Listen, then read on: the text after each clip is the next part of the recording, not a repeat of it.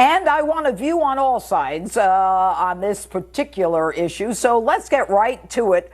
Here with me in Los Angeles is Progressive Radio host and Fox News contributor Leslie Marshall and NRA TV contributor and former Secret Service agent Dan Bongino. All right, Leslie, I'm going to start with you. Thank you. You're welcome. It's good to have you here. Thank you. Now, the question for me right now is, if McCabe is gone, and if McCabe seems to have contradicted what Jim Comey said under oath, saying that he leaked with the permission of Jim Comey, do you think these two are going to be at odds with each other? I think they will. And I just want to be clear that there are many on the left like myself that don't have a problem, by the way, with the firing.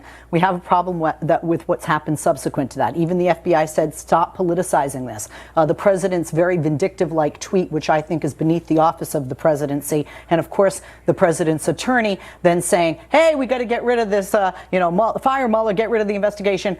I'm speaking on behalf of the president. Oops, no, I'm not. And you know, as a judge, attorneys do speak on behalf of their clients. But you know what? I don't know that really makes any difference in terms of his being gone. You know, what they're saying. I think he said, that he was targeted. His family's life was ruined for the last year because of the president. But Dan Bongino, let me go to you. What do you say to what Leslie just said? Well, Leslie, I disagree. I think the world of you, but this is nonsense, Leslie. Donald Trump and his family have been under relentless assault by the hard left and their political allies. They were spied on. They've been under investigation for a crime. Leslie, you can't produce a scintilla of evidence even happened. And we're angry at him for some tweets that now finally he takes some kind of a victory lap because he's getting justice. I think it's a little absurd. And one more point on this, Leslie. Although not you specifically, a lot of the liberal blue checkmark brigade on social media, they want Donald Trump fired tomorrow. They want him impeached, which is incredible because they have no evidence to impeach him on any high crime or misdemeanor. But yet, with tons of evidence that McCabe was guilty of malfeasance and misfeasance, all of a sudden they're all upset about the firing. I don't get it. What is it? Do we fire people for evidence or not?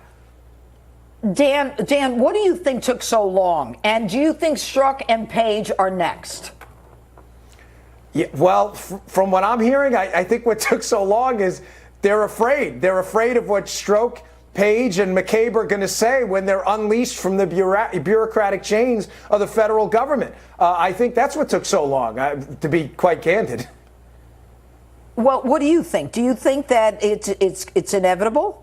I think it was regarding McCabe timing. I mean, you had Mueller do exactly what the president said he didn't want him to do, subpoena records regarding the personal business of the Trump and the Trump family dealings. And that's where part of the problem comes for me on the left, and not just for those on the left, those that have, I do trust the AG's office, but when it has the propriety that the president is, picking up the phone and saying, hey, you need to do this. And then, of course, the timing right before the retirement, which is sort of like really sticking it to him. Yeah, but you know what? If you're a member of the FBI, you deserve to get it stuck to you. Yeah, but it shouldn't have been now. It could have been earlier. But you know what? Here's the thing. I hear from people in the FBI. I spoke to several of them today. What they're saying is that this guy McCabe was an arrogant guy. He didn't have a lot of friends. He drove his Porsche to work. And, he was part of the triumvirate, that right there on the 7th floor. And he thought he was going to control both a primary as well as a presidential election and impact it. Dan?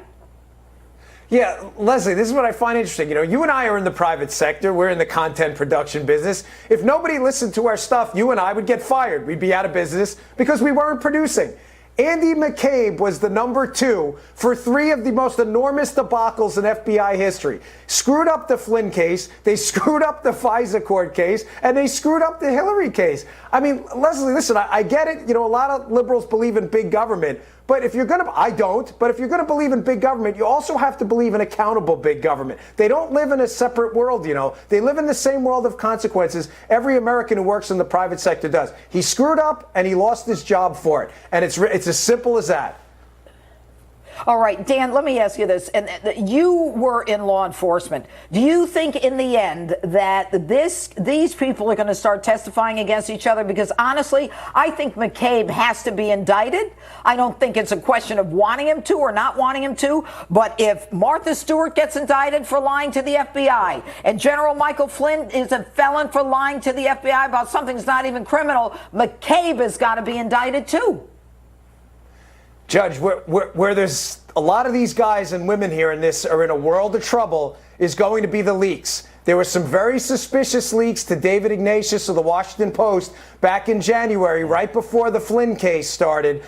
These are criminal charges, releasing sensitive, transcribed, unmasked information to reporters. There's a lot of this going around. And one more thing. That Flynn interview, remember, those agents in that interview were pretty convinced Flynn was being truthful. What do those 302s say? Those summaries of the interview. And were those 302s changed? This is serious stuff. I think a lot. All right. Pensions are the last thing they have to worry about. All right, I want to get to Leslie. I mean, what do you think about that, Leslie? I mean, Flynn, I mean, even people in the FBI think that, what he said was not intended to be a lie. Quite frankly, I'm not looking at the information that Robert Mueller is, and he's the guy that has the power. I don't. And I trust actually him, and I trust what he's doing, and I say, let this investigation play out. So, but period. if Mueller got rid of Strzok, okay, because he was that bad to not be on Mueller's team, which is pro-Hillary based on all their contributions, the fact that Mueller got rid of him tells me he's in deep, deep trouble. I don't agree with that necessarily. And by the way, I just want to say and go on the record, even if there is collusion and proof of that and obstruction of justice, the Republican Congress won't impeach this guy. They don't have the guts. They don't have the backbone. Well, or maybe there isn't a basis. Dan Bongino, Leslie Marshall, thanks for being with us. You, Judge. And Governor Mike Huckabee still on.